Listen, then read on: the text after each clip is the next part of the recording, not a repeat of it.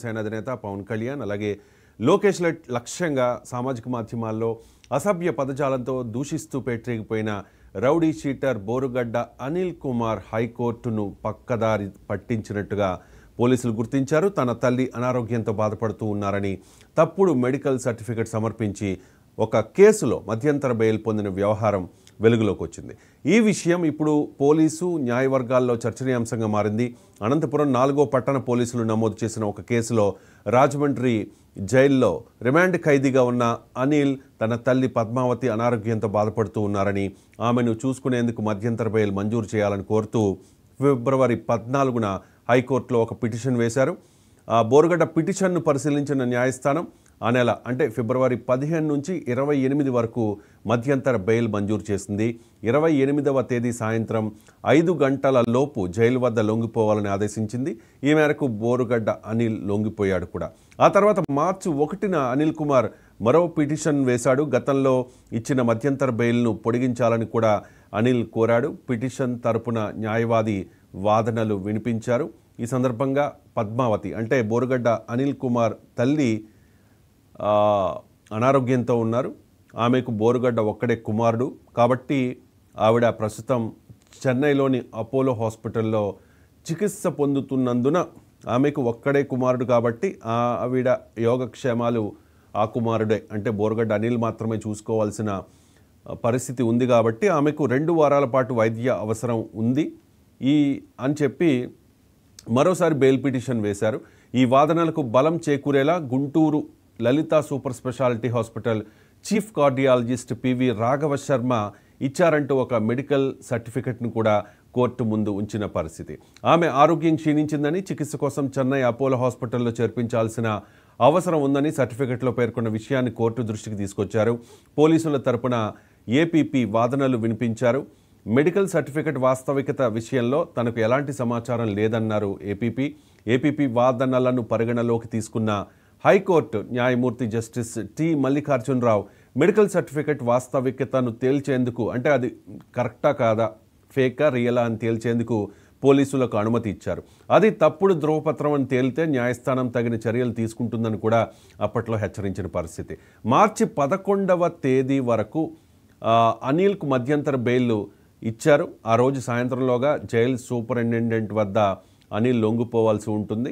అనిల్ తల్లి పద్మావతి చెన్నై హాస్పిటల్లో చికిత్స పొంది ఫిబ్రవరిలోనే డిశ్చార్జ్ అయ్యారని తెలుసుకున్న పోలీసులు మధ్యంతర బెయిల్ పొడిగించాలని మార్చి 1న అనిల్ పిటిషన్ ఎందుకు దాఖలు చేశాడు, అసలు వారు ఎక్కడ ఉంటూ ఉన్నారు అనే ఆరా తీయడం ప్రారంభించారు. మధ్యంతర బెయిల్ ఉత్తర్వులను పరిశీలించిన పోలీసులు పద్మావతి ఆరోగ్యానికి సంబంధించి గుంటూరు లలిత హాస్పిటల్ వైద్యుల్ని సంప్రదించారు. తాము ఎలాంటి సర్టిఫికెట్ ఇవ్వలేదు అంటూ కూడా తమ వద్ద ఆమె చికిత్స పొందలేదని చెప్పినట్టుగా తెలుస్తోంది. దీంతో అనిల్ మోసం బయటపడింది. తాము ఎలాంటి మెడికల్ సర్టిఫికెట్ జారీ చేయలేదని ఆసుపత్రి chief cardiologist PV Raghava Sharma పోలీసులకు వాంగ్మూలం ఇచ్చారు. దీంతో అనంతపురం అండ్ గుంటూరు జిల్లా పోలీసులు 2 రోజుల నుంచి బోరుగడ్డ ఎక్కడ ఉంటూ ఉన్నాడు అనే దాని మీద ఆరా తీస్తూ ఉన్నారు. వైఎస్ఆర్ కాంగ్రెస్ పార్టీకి చెందిన కొంతమంది నాయకుల ఇళ్లల్లో లేకపోతే వాళ్ళ ఫామ్ హౌస్లో ఎక్కడైనా ఆయన ఉంటూ ఉన్నాడా అనే దాని మీద కూడా పోలీసులు ఆరా తీస్తూ ఉన్న పరిస్థితి కనిపిస్తోంది. తప్పుడు మెడికల్ సర్టిఫికెట్లతో న్యాయస్థానాన్ని మోసగించిన అనిల్ వ్యవహారాన్ని హైకోర్టు దృష్టికి తీసుకెళ్లాలని పోలీసులు భావిస్తూ ఉన్నారు. ఈ వ్యవహారంలో మరో కేసు నమోదయ్యే అవకాశం కూడా కనిపిస్తోంది. గతంలో గుంటూరు పోలీసులు అనిల్ను రాజమహేంద్రవరం జైలుకు తరలిస్తూ మార్గమధ్యలో హోటల్కు తీసుకెళ్లి బిర్యానీ పెట్టించిన విషయం మీడియాలో పెద్ద చర్చకు దారితీసింది. సో ఆ ఫుటేజ్ బయటపడిన తర్వాత 7 పోలీస్ సిబ్బంది సస్పెండ్ అయ్యారు. ఆ తర్వాత అరండల్పేట పోలీసులు బోరుగడ్డను పోలీస్ కస్టడీలోకి తీసుకుని ఠానాలో రాచమర్యాదలు చేయడంతో 4 కూడా సస్పెండ్ చేశారు. ఇన్స్పెక్టర్ను వీఆర్కు పంపించిన పరిస్థితి. బోరుగడ్డ అనిల్ కుమార్ ఏ రకంగా వైఎస్ఆర్ కాంగ్రెస్ పార్టీ అధికారంలో ఉండగా జగన్ అండ చూసుకుని, వైసీపీ నేతల అండ చూసుకుని పవన్ కళ్యాణ్ని, లోకేష్ని, చంద్రబాబు నాయుడును ఎంత దారుణం అంటే అంత దారుణంగా మాట్లాడిన విషయం అందరికీ తెలిసిందే. సో పాపం పండింది.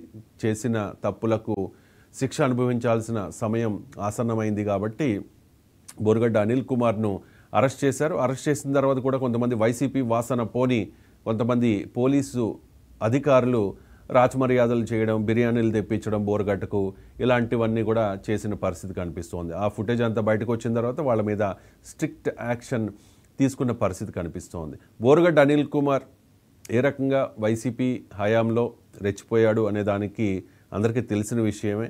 సో రెడ్ బుక్లో బోరుగడ్డ పేరు ఉందో లేదో మాకైతే తెలియదు, కానీ బోరుగడ్డనైతే ఫస్ట్ ఎక్కడ దొరుకుతాడా అని చూసిన మాట వాస్తవం. సో ఒకరిని బెదిరించిన విషయం కేసులో అతన్ని అరెస్ట్ చేశారు. సో అరెస్ట్ చేసిన తర్వాత చాలా సందర్భాల్లో బోరుగడ్డ తరపున న్యాయవాదులు బెయిల్ కోసం పిటిషన్ వేస్తే కోర్టు కూడా చాలా ఘాటుగా స్పందించిన విషయం. మీకేం పని ఉంది, బయటికి వెళ్ళి మీరు ఏం చేస్తారు, వాళ్ళని వీళ్ళని అసభ్య మాటలతో నిందించడం తప్ప అంతకు మించి మీకు తెలిసింది ఏంటి అంటూ, మీకు బెయిల్ అవసరమా, వెళ్ళి కూడా అదే చేస్తారు కదా అంటూ కూడా న్యాయస్థానాలు చాలా సందర్భాల్లో క్వశ్చన్ చేసిన పరిస్థితి మనకి కనిపిస్తూ ఉంది. సో బోరుగడ్డ అనిల్ కుమార్ చాలా విశ్వ ప్రయత్నం చేశారు బెయిల్ కోసం. చాలా ప్రయత్నాలు చేసినప్పటికీ, అంటే తల్లిని అడ్డు పెట్టుకుని, తల్లికి ఆరోగ్యం బాగాలేదు అని చెప్పి తన తల్లి పద్మావతి చెన్నై హాస్పిటల్లో, అపోలో హాస్పిటల్లో చికిత్స పొందుతూ ఉన్నారు అని, దానికి సంబంధించి గుంటూరుకు చెందిన ఒక హాస్పిటల్ నుంచి ఒక లెటర్ వచ్చినట్టుగా, అంటే ఆరోగ్యం క్షీణించిందని ఒక మెడికల్ సర్టిఫికేట్ వచ్చినట్టుగా ఒక సీన్ అయితే క్రియేట్ చేశారు. సో ఫస్ట్ అయితే బెయిల్ వచ్చింది. బెయిల్ వచ్చిన తర్వాత రిలీజ్ అయ్యారు.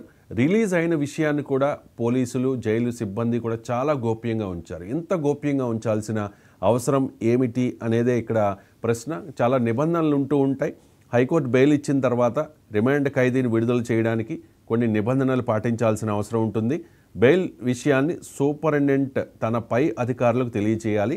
అలాగే ఆ కేసు నమోదైన పోలీస్ స్టేషన్కు కూడా సమాచారం పంపించాలి. బోరుగడ్డ అనిల్ లాంటి వ్యక్తి విషయంలో జైలు అధికారులు మరింత జాగ్రత్తగా వ్యవహరించాల్సి ఉంది. కానీ హైకోర్టు అలా బెయిల్ ఇవ్వగానే ఇలా బయటికి పంపించేశారు. హైకోర్టు మధ్యంతర బెయిల్ ఇచ్చి రెండోసారి దాన్ని పొడిగించినప్పటికీ ఈ విషయం ప్రభుత్వం దృష్టికి రాలేదు. బోరుగడ్డ బయటకు వచ్చిన సంగతి కూడా మీడియాకు తెలియదు. అంత గుట్టుగా భద్రంగా రాజమండ్రి జైలు నుంచి బయటికి బోరుగడ్డను పంపించేశారు.